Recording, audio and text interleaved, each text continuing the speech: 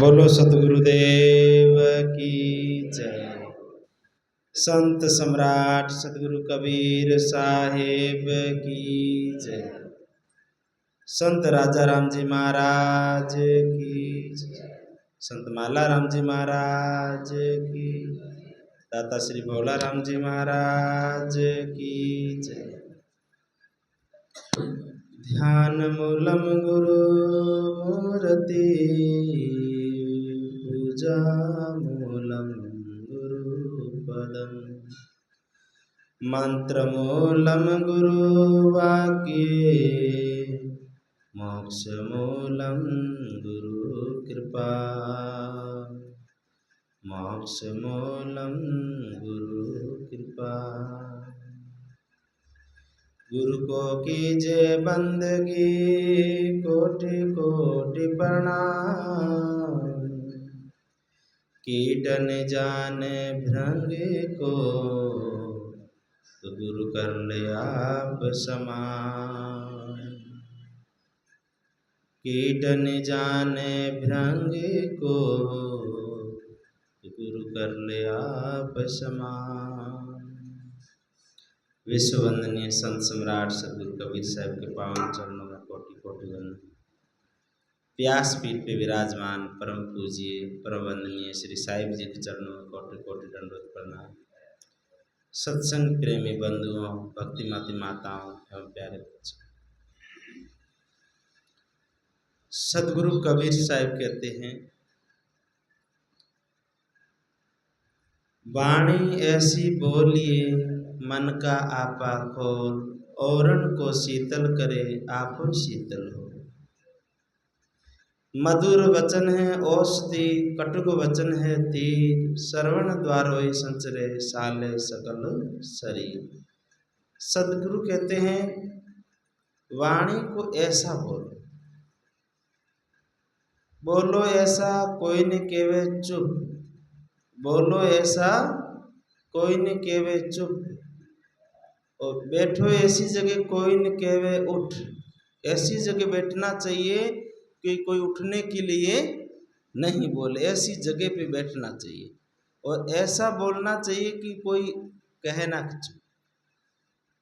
अपन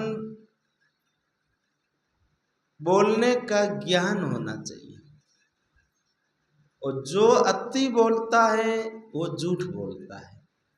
कोई व्यक्ति दिन भर बड़बड़ाता रहता है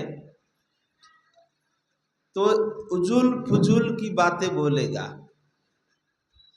इधर उधर की बातों को मिला जुला के बोलेगा तो समझो झूठ ही बोलेगा। इसलिए जितना हो सके उतना कम बोले। जो मौन रह के जो प्राप्त कर सकते हो वो इधर उधर की चर्चा करके प्राप्त नहीं कर सकते। कभी कभी मौन हो जाना चाहिए। एक दिन के लिए मौन होके देखो, मन कितना बोलने के लिए प्रयास करवाता है। कभी कभी मौन होके देखो, नहीं तो सुबह सुबह के समय मौन हो जाओ। सुबह सुबह राम राम राम राम करो, बाकी कुछ बोलो मत। सुबह सुबह मौन, जरूरत है उतना बोल लो। अगर एक शब्द कहने से काम चलता हो तो दो शब्द मत कहो। एक बार एक शब्द कहने से काम चलता हो तो दो बार बोलने की जरूरत नहीं है। बोलने का ज्ञान नहीं है तो लड़ाइयाँ होती है। घर में सास ने एक शब्द बोला कि सास एक नंबरी तो बहू 4 नंबरी। तो सास ने एक शब्द बोला तो बहू ने 4 बोला, और बहू ने 4 बोला तो सास भी कम कैसे है। सास को भी अहंकार, मैं सास हूँ, मैं घर की मालकिन हूँ, तू कल आई है। तो सास ने 8 शब्द बोला, उनका माँ बाप पता नहीं खानदान तक को धुलाई कर डाली। नहीं, ऐसा नहीं। दांत होठों के अंदर सुंदर लगते हैं और होठों से बाहर दांत निकल जाए बड़े बड़े तो डाकिन के जैसे लगते हैं। मर्यादा होती है। कुछ शब्दों को विचार करके बोलना चाहिए। आज खून खराबा और जेलें क्यों भरी पड़ी है, उसका एक ही कारण है, बोलने का संयम नहीं था। बोलने का संयम नहीं था। मूल में उस कांड के बारे में जाके पता करो तो पता यही चलेगा कि लड़ाई हुई थी, उन्होंने ऐसा शब्द बोला, उस शब्द पे लड़ाई हुई, और लड़ाई हुई तो खून खराबा हुआ और जेल हो गई। जीवन के देखो, एक शब्द ऐसा कुछ बोला, उस शब्द के पीछे हाथ उठ गया, खून खराबा हो गया, जीवन आजीवन जेल हो गई। देखो, इसलिए अगर कोई कुछ कह भी देता है तो तुरंत जवाब देने की आवश्यकता नहीं होती। कुछ ऐसा शब्द होता है, किसी ने कुछ बोल दिया गुस्से में, और अपने भी उत्तेजना में आकर के, गुस्से में आकर अपने भी ऐसा कुछ शब्द बोल दिया, और फिर जब दिमाग ठंडा होता तब पता चलता कि वास्तव मुझे ऐसा नहीं बोलना चाहिए। कोई भी कुछ ऐसा कोई कुछ बोलता है तो सोच विचार करके कुछ मिनट ठंडे दिमाग से सोचिए, फिर उसका जवाब उलट के दीजिए। हो सकता है कि जवाब देने की जरूरत ही ना पड़े, हो सकता है वापिस जवाब देने की जरूरत ही न पड़े। ये छोटा छोटा सूत्र है जीवन जीने का, जिंदगी जीने का, जीने की कला है ये। पर अपन को लगता है छोटी सी बातें हैं, सास बहू की, घर की, परिवार की। ये व्यवहार से परमार्थ बनता है। अगर व्यवहार अपना अच्छा है तो आने वाली पीढ़ी, बच्चों के अंदर भी अच्छे संस्कार पड़ेगा, परमार्थ भी अच्छा बनेगा। अगर अपना व्यवहार बिगड़ा हुआ है तो फिर परमार्थ कैसे अच्छा बनेगा। वे तो ऐसा ही हुआ, तुम मत हो अयान, वे निर्गुणिया ते गुणवंता मत एके में छान। साहिब कहते वो तो ऐसा ही हुआ। अगर बहू है तो बाल बुद्धि है, बच्ची है, अपनी बेटी ही कुछ कह देते तो क्या अपन लड़ाई करते? क्या छत पे चढ़ के चिल्लाते? क्या नहीं। बेटी भी वही शब्द कहती है तो इतना गुस्सा नहीं आता है। वो बहू अगर वो शब्द कहती तो बहुत गुस्सा आता। तो समझ लो वो अभी बाल बुद्धि है, कोई बात नहीं, वो बोल दिया, वे ऐसी हो गई पे मुझे ऐसा नहीं होना है, मुझे मां बन के देखना है। वो बहू बनकर बोल रही है, मुझे सास नहीं बनना, मुझे मां बनना है। क्या बनना है? मुझे मां बन करके देख लेना है, चुप्पी साध लेना है, चुप्पी साध लेने का है। कई बार हो जाती है वही गलती, अगर बेटी से हो जाती है तो जुबान रुक जाती है, अगर वही गलती बहू से हो जाती है तो कहते हैं तुम्हारी माँ ने तुम्हें सिखाया ही क्या है, केवल जन्म देना ही सीखी थी। कहाँ तक बात चली जाती, 20-25 वर्ष पहले जन्म हुआ था वहां तक सास पहुंच जाती है। नहीं, ऐसा नहीं होना चाहिए। वही वस्तु बेटी से हाथ से छूट के गिर के फूट जाती, टूट जाती तो इतना गुस्सा इतने नहीं आता है, और बहू के हाथ से टूट जाता तो बहुत गुस्सा आ जाता है, बहुत गुस्सा आ जाता है। नहीं, ऐसा नहीं होना चाहिए। अपन सत्संग में आते हैं, अपन कहाँ आते हैं? सत्संग में आते हैं, संतों के पास आते हैं तो अपने अंदर सद्गुण आना चाहिए, अपने अंदर समता आनी चाहिए, सहन शक्ति आनी चाहिए। देखो मीराबाई ने कितना सहन किया, जो भक्ति की थी परमात्मा की। मीराबाई की भक्ति को देखो, जीवन को देखो, तो थोड़ा सा तो अपने अंदर भी वो सत्संग, मीराबाई का जीवन उतर जाना चाहिए। इसलिए परिवार में जीने की शक्ति सीखे। नहीं कहेगा क्या है, सास सत्संग में जाती है पर तो कोई फर्क नहीं पड़ता, वैसे के वैसे लड़ती है, वैसे के वैसे झगड़ती है, तो कहेगी सत्संग करती है कि इनका कान है कि दरड़ है। क्या सोचेगी? सास का कान है कि दरड़ है। दरड़ जानते हैं? चूहे का बिल, सांप का बिल। तो ऐसा नहीं होना चाहिए। वो बहू है, बच्ची है, बाल बुद्धि है, धीरे धीरे उसके अंदर समझ में आ जाएगी। पर अपन माँ बन के तो देखे, माँ बन के देखे तो परिवर्तन आ जाएगा। प्रयास करिए। एक नई नई बेटी ससुराल आई, ससुराल आई तो वहाँ पे परिवार छोटा सा परिवार था। उसका पति था, उसकी सास थी, ससुर गुजर गया था, ससुर था नहीं, देवर जेठ था नहीं, छोटा सा परिवार। तो उसका पति बाहर नौकरी करता था, आर्मी में, घर में सास बहू थे। अब नई नई बच्ची ससुराल में आई थी, अब उसका मन लगता नहीं था। भोजन पानी चाहे कुछ भी बनावे तो सास को कुछ कुछ गलती निकाले। अरे ये चाय बनाई है, इसमें तो शक्कर ज्यादा डाल दी है, तो या इसमें शक्कर बहुत कम है कि ज्यादा चाय की पत्ती डाल दी है। कोई न कोई बात लेकर के लड़ना। भोजन है तो कहीं सब्जी अच्छी नहीं बनी है, रोटी अच्छी नहीं बनी है, रोटी जल गई है कि रोटी कच्ची रह गई है, कोई न कोई बात को लेकर के। अब उस बच्ची सास से बोलती भी नहीं थी। पहले समय सास से नई नई बहू बोलती नहीं थी, घूंघट निकाल करके हाथ से इशारा करती थी या देरानी जेठानी को बताती थी। अब बहू बहुत परेशान हो गई और बहू मायके चली गई। मायके जा कर के उस बच्ची का पिता वेद था, वेदराज, दवाइयाँ, देसी दवाइयाँ बनाता था। पिता के गले लगे कि बहुत रोने लगी, अब मैं ससुराल नहीं जाऊंगी। पिता बोला बेटा ससुराल तो जाना पड़ेगा। नहीं, मेरी सास बहुत बदमाश है, लड़ती है, झगड़ती है, मैं ससुराल नहीं जाऊंगी, और घर में कोई है ही नहीं, किससे बोलूं। अरे बेटा तुम्हारी सास तो तुम्हारी माँ है, बूढ़ों लोगों को क्या चाहिए, वृद्ध माँ को तो प्यार चाहिए, प्रेम चाहिए, और चाहिए क्या। नहीं नहीं तुम चले जाओ मेरी जगह। बाप को बोले तुम चले जाओ मेरी जगह, मुझे नहीं जाना है, मुझे ऐसी माँ नहीं चाहिए।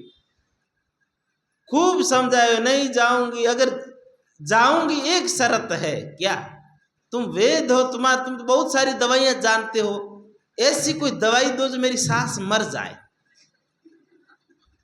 ऐसी कोई दवाई दो जो मेरी सास मर जाए। अब पिता ने कहा करे तो क्या करे, बड़ी बेटी है। पिता ने कहा कुछ सोचना पड़ेगा। बोला कि कोई बात नहीं, ऐसी दवाई तो एक मेरे पास है, तो वो दवाई दूंगा, तेरी सास मर जाएगी, फिर एकदम मर गई तो तुम्हारे मेरे ऊपर आ जाएगी। क्यों? तू सास से लड़के आई है, लड़ाई झगड़ा करती थी, करके आई है, वो सास मर गई तो तू और मैं दोनों अपन बाप बेटी जेल में चले जाएंगे। तो फिर बोले क्या करें? एक ऐसी दवाई है जो चाय में, भोजन में चुटकी चुटकी डालना, जो 6 महीने में मर जाएगी, पर 6 महीने तक तू लड़ाई मत करना, ऐसी सेवा करना, लोगों को विश्वास हो जाएगा कि सास बहू का बहुत प्रेम है। सास का शाम को पैर दबाना, इलायची बादाम डाल के दूध पिलाना, और भोजन अच्छा अच्छा भोजन, अच्छी चाय, उस जो कहे सब बात को मानना। बोला कि पिताजी 6 महीने की बात है, जिंदगी भर का झंझट मिट जाएगा, तुम जैसा कहोगे वैसे कर लूंगी। बोलना कि बोल, जब लड़ाई झगड़ा करना नहीं, जुबान को बंद रखना है, जैसे सास बोले वैसे करना, सास से पहले उठना, सास को सोने के बाद पैर दबा के फिर दरवाजा बंद करके सोना, ऐसा ऐसा बाप ने उसको बताया। बोला कोई बात नहीं, 6 महीने की बात में सब कुछ मुझे मंजूर है। बेटी चली जाती है ससुराल, उसके पिता पहुंचा के आते हैं। अब वो भोजन पानी बनाते, 1-2 दिन सास कुछ बोली, फिर भोजन अच्छा बनाने लगी, और सास को भोजन अच्छा, चाय अच्छा, टाइम पे बोला, बहुत तो अच्छी समझदार हो गई है, इतने दिन तो लड़ती थी, अब तो बहुत समझदार हो, कुछ बोलती नहीं है, जैसे सास कहती थी वैसे उठना बैठना करना। शाम को दूध गर्म करके इलायची वगैरह डाल के ला के दे, लो माता जी दूध पी लो, फिर कहते हो सो जाओ, मैं तुम्हारा पैर दबा देते हो, आप बूढ़े हो, थक गए हो। फिर सुबह पूजा आरती करके कहते सास को आप चलो मंदिर चलते हैं, सास को लगा मेरी ये तो, मैं तो इस बहू को कितनी खराब समझती, मेरी बहू तो मेरी बेटी से भी अच्छी है, मेरे बेटी तो है नहीं, मेरी बहू ही बेटी जैसी आ गई। हे भगवान, मेरी बहू जैसी सबको बहू दे। अब बुढ़िया बहुत खुश, सब लोगों के आगे प्रशंसा करती नहीं अधाती। सास बहुत प्रशंसा करे और बहू को सास ने खानदानी 7 पीढ़ी का गहना सब निकाल के दे दी। बेटी ये गहना, मैं तो बूढ़ी होगी, कहाँ छाती पे लेके मरना है, ये तू संभाल। अब बहू को बड़ा खुशी हुआ, इतना सारा को गहना निकाल करके बहू को संभला दिया। उनकी पेंशन आती थी, उनके ससुर की नौकरी थी, ससुर तो मर गए थे, सास को पेंशन आती थी, निकाल के दिया, बेटा ये पेंशन के पैसे तू जा, तुम्हारे अच्छे से 2-3 सूट लेके आ पहनने के लिए, ऐसा क्यों कपड़ा पहनती हो, नई नई बहू हो, नई बेटी हो, अच्छे अच्छे कपड़े लाओ। बहू को बड़ा लगा कि मैं तो कितनी मेरी सास को खराब समझती थी, ये तो मेरी माँ से भी अच्छी मेरी माँ मिल गई मुझे। और वो तो बाजार कपड़ा लेने का बहाना करके टैक्सी में बैठ के नज़दीकी मायका था, पिता के पास पहुंची और पिता का पैर पकड़ के रोई खूब, पिता बचा ले, मेरे से बहुत गलती हो गई, मेरी सास तो बहुत अच्छी है, मैं ही गलत थी, तू तो डॉक्टर है, कैसे भी करके मेरी सास को बचा ले, वो मेरी माँ मर जाएगी तो मैं भी मर जाऊंगी। उसके बाप ने कहा बेटा मैं तो तुमको पहले ही कहा था, बूढ़े माँ बाप को क्या चाहिए, प्रेम चाहिए, 2 रोटी खाते हैं, क्या उनको चाहिए, तू ऐसा क्यों कर रही थी। बोला मेरे से गलती हो गई, कैसे करके मेरी माँ को बचा ले। उसने कहा बेटा जो तुमको मैं दवाई दिया तो दवाई नहीं था, वो हजम होने का चूर्ण था, भोजन हजम होने का चूर्ण था। तुम्हारी सास बैठी रहती थी, बैठी बैठी उसको भूख तो लगती नहीं थी, भूख नहीं लगती थी, भोजन उसको अच्छा नहीं लगता था, इसीलिए कहती थी भोजन अच्छा नहीं है, सब्जी अच्छी नहीं है। और जब वो हजम होने का चूर्ण भोजन में डाल देती थी तो उनको पेट में हजम हो जाता भोजन, पेट अच्छे से अच्छा रहता था, तो उनको भोजन अच्छा लगता था। कहते ना अच्छी भूख लगी रहती है तो सूखी रोटी भी अच्छी लगती है, और भूख नहीं होती तो हलवा पूड़ी भी अच्छा नहीं लगता, ये भूख होनी चाहिए। तो कहा कि जो तुमको मैंने दिया था वो हजम होने का चूर्ण था, भोजन हजम होने का, इसलिए तुम्हारी सास अच्छी है पर तुम भी अच्छी हो गई हो, इसलिए प्रेम से रहना चाहिए। उस पिता ने अपनी बेटी का और अपनी बेटी के ससुराल को सुधार दिया। कहने का मतलब अपने बेटियों को दहेज में कार देव ना देव कोई बड़ी बात नहीं है, बेटियों को अच्छे संस्कार दे के भेजना कि आगे लोग याद करें किसकी बेटी है, किसकी पोती है, किस गांव की है, लोग याद करें। ऐसे बेटी के अंदर ऐसा कुभाव न भरे कि सास ससुर की सेवा नहीं करना है, परिवार के अंदर जहर नहीं घोलने का, अच्छी सीख देने का, अच्छा भाव देने का कि उनके अंदर प्रेम जागृत हो, परिवार के प्रति श्रद्धा बढ़े, विश्वास बढ़ना चाहिए, ऐसा भाव रखना चाहिए। तो सदगुरु कबीर साहिब कहते हैं ऐसी वाणी बोलिए मन का आपा खोल, ऐसी वाणी बोलिए, कैसी, मन का आपा खोल, पूरे तन मन से भाव से बोलिए, भाव से हृदय से, गुस्से में मत बोलिए, भाव से बोलिए। बोलते समय होठों पे मुस्कुराहट होनी चाहिए, चेहरे पे भाव होना चाहिए, गुस्से में आकर के नहीं बोलना चाहिए। ऐसी वाणी बोली, मन का आपा खोल, मन का दरवाजा खोल करके औरण शीतल करे, आप दूसरों को भी शीतल करे, अपनी वाणी सुने।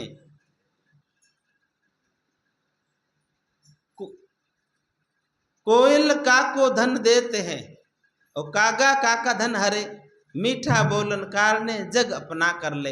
कोयल किसको धन थोड़े देती है, उसकी वाणी मीठी तो लोग सुनते हैं। और कौवा ने किसी का धन थोड़े चोरी किया है, वो करा करा बोलता, लोगों को अच्छा नहीं लगता, उसको पत्थर मार के उड़ाते हैं। क्यों? उनकी वाणी को सुन करके। इसलिए ऐसी मधुर वाणी बोले कि लोग सुनने वाला 1 मिनट सुनता 2 मिनट सुने, उनकी वाणी सुनने के लिए ललायित हो जाए। इसलिए मीठी वाणी बोलिए, मधुर वाणी बोलिए। बोल तो अनमोल है जो कोई बोले जान, बोल तो अनमोल है जो कोई बोले जान, ये तराजू तोल के तब मुख बोले हाँ। बोल तो बड़ा अनमोल है, पर जो कोई बोले कोई बोलना जाने तो ना, ये तराजू, इस हृदय रूपी तराजू है, इसमें तोले, इसको अंदर तोले कि मैं बोल रहा हूं शब्द कैसा है, जो मैं बोलने जा रहा हूं वो शब्द खरा है कि खोटा है, मीठा है कि कड़वा है, उसको हृदय रूपी तराजू से तोले कि शब्द के पीछे कहीं लड़ाई तो नहीं हो जाएगी। सोच समझ करके हृदय रूपी तराजू से तोल मोल करके वो शब्द को बोलेंगे तो लड़ाई नहीं होगा। वो शब्द बड़ा अनमोल है, पर उसको कोई बोलने का जानने वाला होना चाहिए। बोलना कोई जानता है तो शब्द को अच्छे से बोलेगा। अगर बोलना नहीं जानता है, कई सभा बनी रहती है ना, सभा, वो सभा के अंदर किसी की शादी ब्याह में लोग बैठे रहते हैं, एक व्यक्ति कोई ऐसा गलत शब्द बोल देता है तो सभा सब उठ करके घर खाली हो जाता है। और एक शब्द होता है कि बिगड़ी हुई बात भी दीनता का शब्द है। आप रोज बच्चों है, ब्याह है, आप नहीं आओ तो कौन आवे, हाथा जोड़ी है, हाथा जोड़ी कर लेवे और लोग बिगड़ी बात भी बन जावे, लोग भेड़ा हो बात ने सुधार लेवे। कहते करो तो आछी करो बुरी विचारो नाय, करो तो आछी करो बुरी विचारो नाय, कसर पड़े जड़ क्यों करो ओछी उम्र माए। करो तो अच्छा काम करो, भला काम करो, ऐसा काम मत करो कि वापिस बदला लेना पड़े, ऐसा काम न करें। ये थोड़ी सी जिंदगी है, इस जीवन को जीने की कला है। सत्संग जीना सिखाती है, सत्संग मरना भी सिखाती है। सत्संग जीना सिखाती है, सत्संग मरना सिखाती है। मरना कैसे सिखाती है? कहेंगे मरते तो पशु पक्षी सब है, परंतु मरने में फर्क है। परंतु एक ऐसा होकर मरना है, वासनाओं से मुक्त होकर के, काम क्रोध लोभ मोह से मुक्त होकर के मरना है कि ये जीवन सार्थक हो जाए, बहुरी न मरना हो। ऐसा होके मरना है कि वापिस न जन्म हो न मरना हो। कैसा? कल्याण का काम करके इस मानुष जीवन में ही मर जाना कि वापिस जन्म ही नहीं लेना पड़े।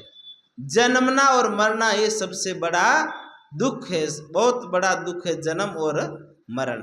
इसलिए ये मानुष जीवन को सुंदर बनाना है, सार्थक बनाना है, तो केवल सत्संग है। सत्संग में बैठ करके अपने जीवन जीने की कला को सीखे और मधुर सुंदर प्यारी वाणी बोलिए, कम से कम बोलिए, जरूरत हो उतना ही बोलिए। इन्हीं शब्दों के साथ में अपनी वाणी को विराम। बोलो सदगुरुदेव की जय। पूज्य साहिब जी से करोड़ प्रार्थना है कि आप अपनी मधुर वाणी से हम सबका जीवन धन्य करें। साहिब बंद।